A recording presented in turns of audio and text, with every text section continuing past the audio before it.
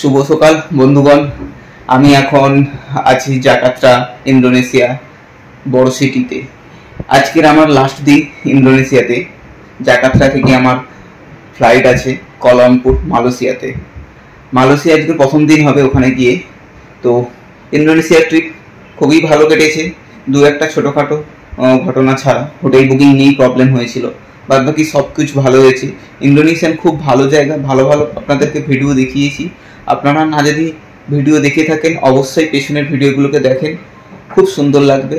আর আমি একদম road trip করেছি, একদম পরিবেশ আপনাদেরকে দেখিয়েছি, এখানকার মানুষ কীরকম হয় সমস্ত কিছু।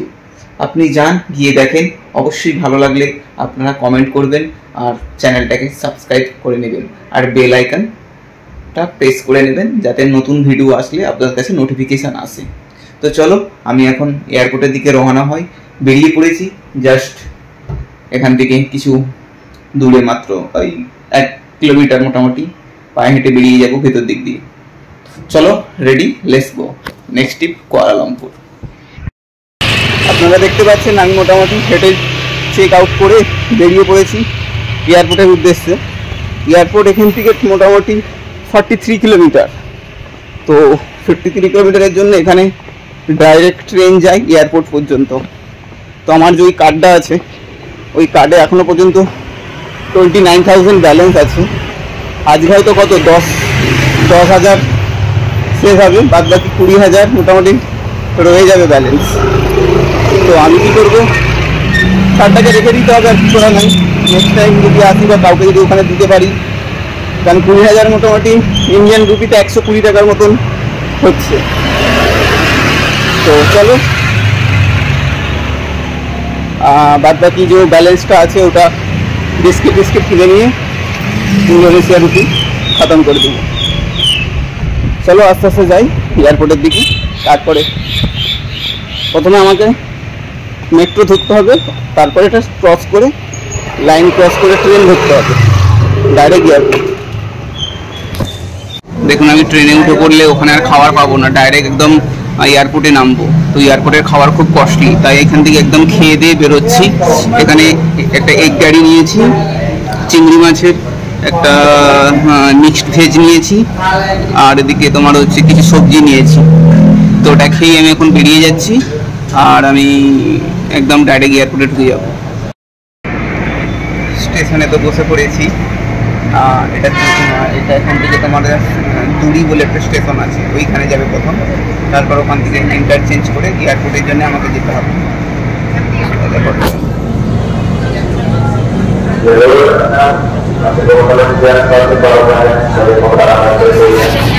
চলো স্টেশনে যাই, দুরি স্টেশন, নেক্সট স্টেশন চেঞ্জ করতে হবে আবার। ইয়া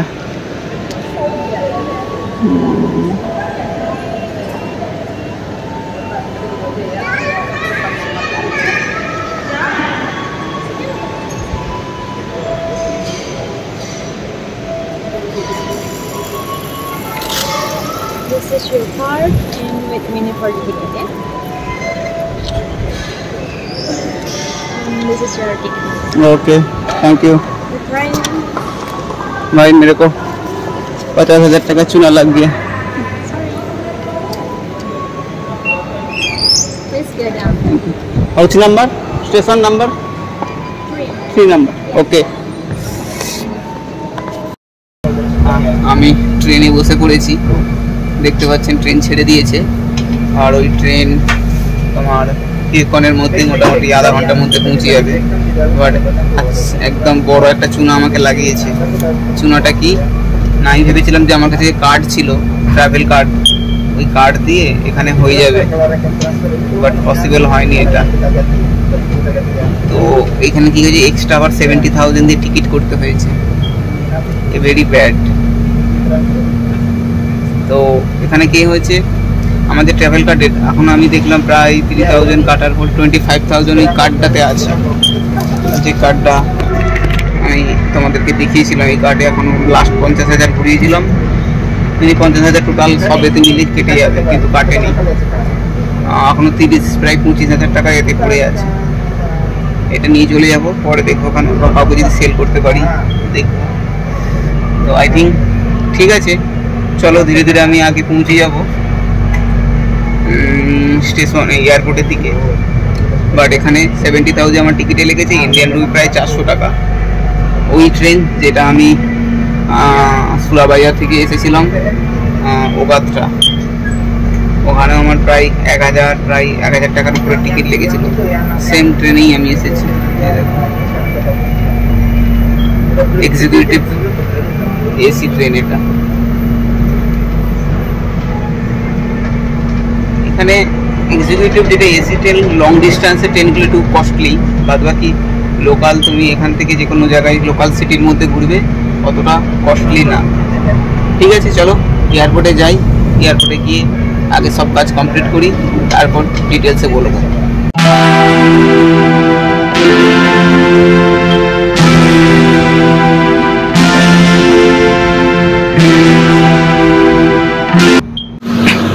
चलो स्टेशने एयरपोर्ट स्टेशने एसे गेছি, धीरे धीरे नामते হবে। चलो ये एग्जीक्यूटिव ट्रेन था, इसीलिए इतना प्राइस है 70,000।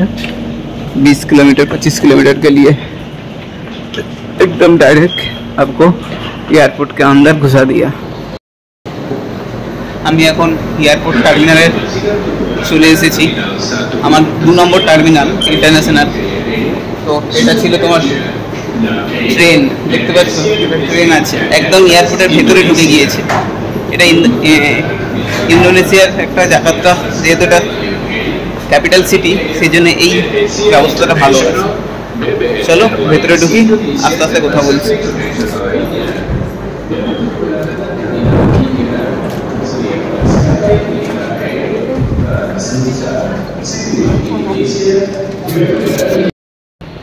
আমি একটা 3 টিকেটের বিস্কুট দিয়ে নিয়েছি। এই বিস্কুটটা আমি একটু খেতে ভালোবাসি, কারণ এটা সুগার ফ্রি। তো অ্যাকচুয়ালি আমার কাছে প্রায় 35,000 টাকার মতন বেঁচে গিয়েছিল। 35 নয়, 30,000 টাকার মতন। তবে একটা জলের বোতল কিনতে গেলাম, দেখি না 3 ডবল দাম। বাপরে বাপ, যেটা 6,000 টাকায় নিই সেটা 16,000 টাকায় বিক্রি করছে। আমি জলের বোতল নিয়ে নিই, শুধু একটা বিস্কিটের প্যাকেট নিয়ে নিচ্ছি। এটাও তো দাম বেশি নিয়েছে, আই থিঙ্ক এটা 15,000 টাকা হওয়ার কথা ছিল। কিন্তু আমার এখন তো আর ইন্দোনেশিয়ার ব্যাপারে আসবো না, টাকা পয়সাটা রয়ে যাবে।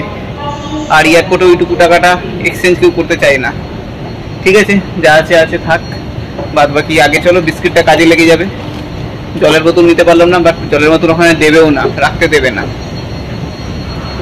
তো চলো একবারে 2 ঘন্টা জল না খেয়ে হতে থাকতে হবে।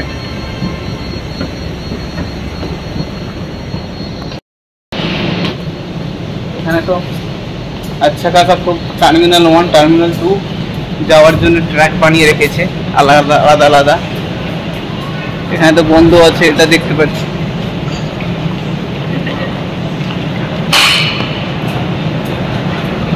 এই দেখো, এখানে টার্মিনাল 1 টার্মিনাল 2 এ যাওয়ার জন্য এখানে আলাদা আলাদা ট্রেন বানিয়ে রেখেছে।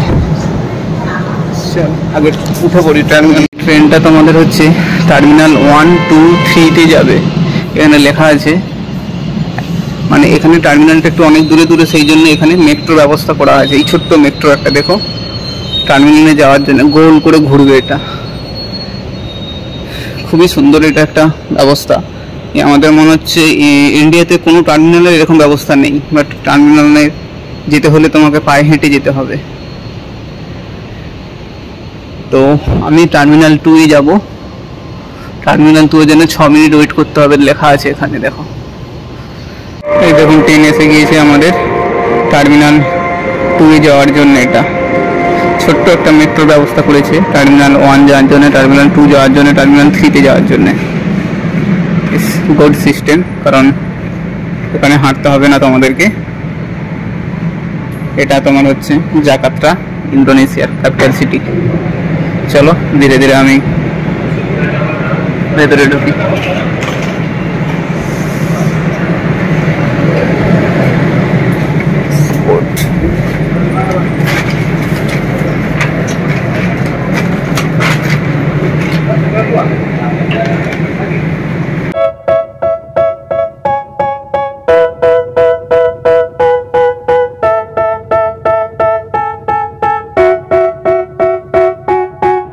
They tell me that I'm never gonna make it.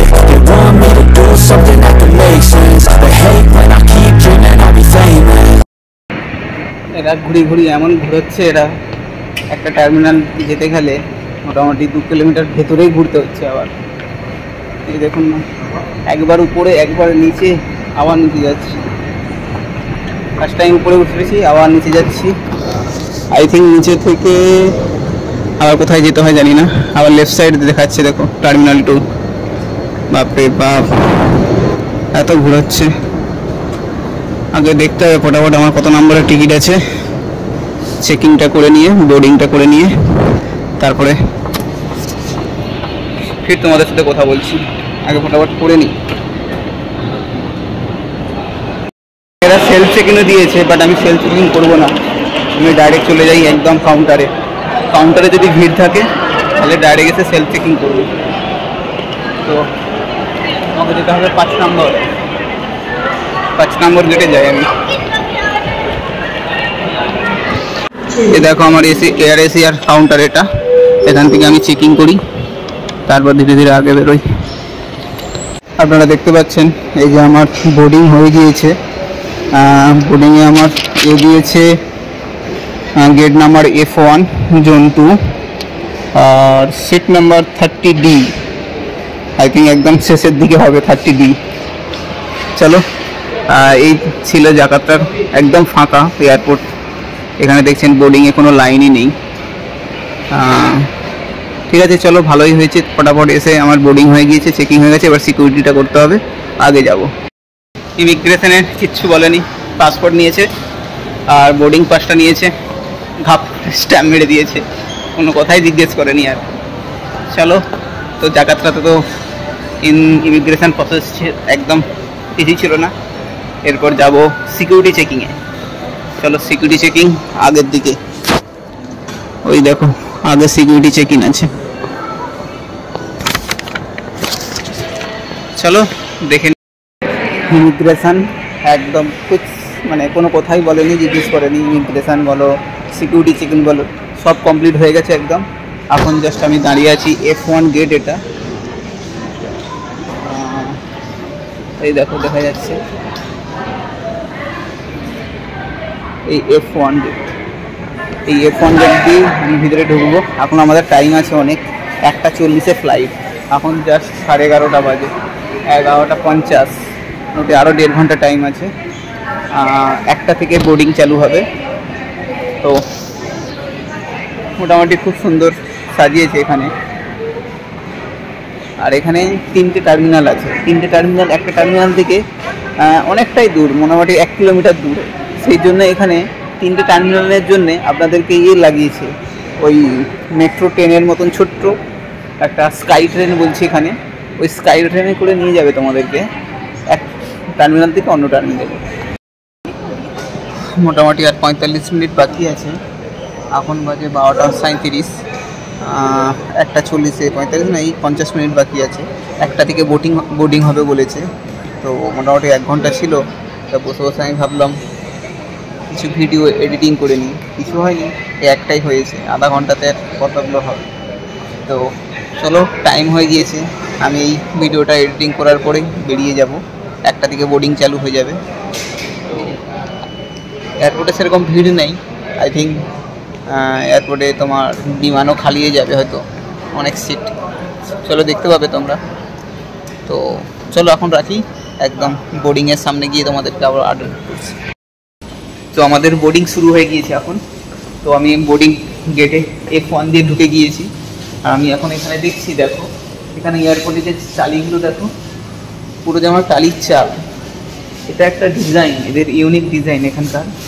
আর এখানকার সবগুলো তো আপনার টালির চালের মতন এগুলো বানানো হয়েছে, মানে অ্যাকচুয়ালি এটা ডিজাইন। আর এখানকার তোমার এয়ারপোর্টের না, তোমার এগুলো বিল্ডিংগুলো বেশি বড় হয় না, বড় বেশি উঁচু হয় না।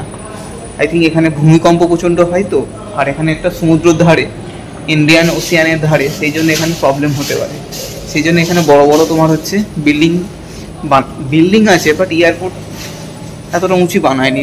হার্ডলি 2 ফ্লোর, 2 তলা 3 তলা সমান হবে।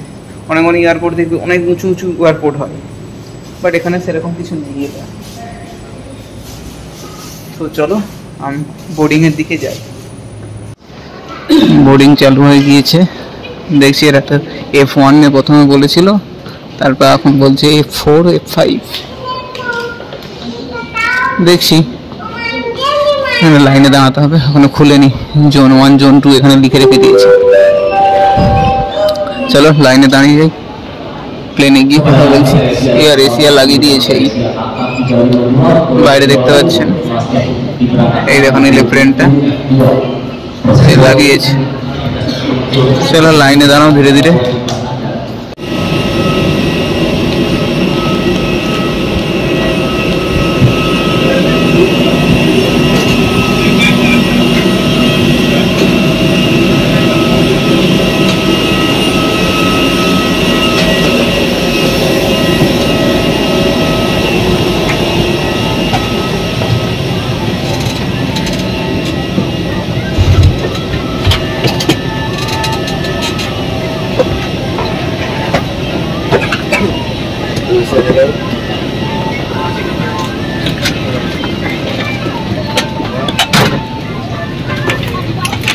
चलो बड़ा फ्लाइट है, 30D, yes 30D, 30 at the back। हाँ एकदम लास्ट, जो बोला था वही हुआ।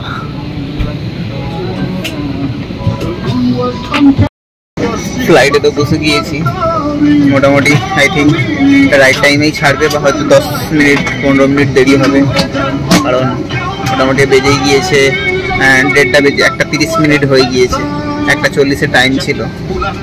তো আজকে আমাকে এই ধারে সিট পড়েছে, ওই ধারে সিট পড়েনি, মানে উইন্ডো সিট আমাকে পড়েনি। আই থিঙ্ক রিকোয়েস্ট করলে হয়তো পেয়ে যেতাম আগে থেকে। ঠিক আছে চলো, একদম লাস্টে এসে পৌঁছে গেছি, বাথরুম সাইডে পড়েছি।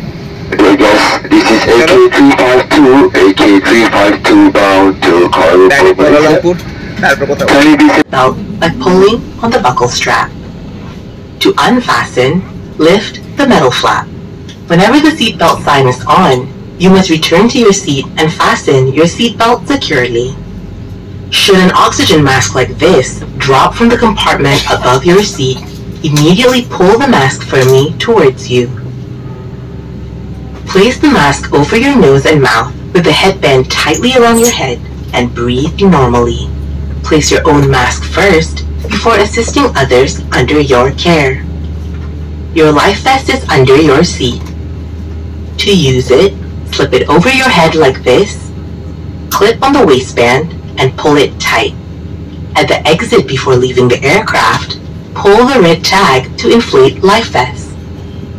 Do not inflate your life vest until you are at the exit, as this would slow down the evacuation flow.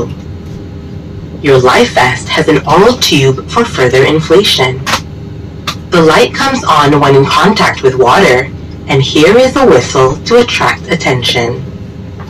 Evacuation slides are located at all exits. Please note where the emergency exits on the aircraft are located. They are being pointed out to you now, bearing in mind that the nearest exit may be behind you. In the event of a landing on water, slide rafts are located at all exits except exit B. Except exit B. During evacuation, leave your hand luggage. If smoke is present, keep low and follow the path lights to the nearest exit as indicated. A copy of this safety information card is in your seat pocket. Please read it carefully. Passengers seated next to an emergency exit are requested to study the operation of these exits in the safety card.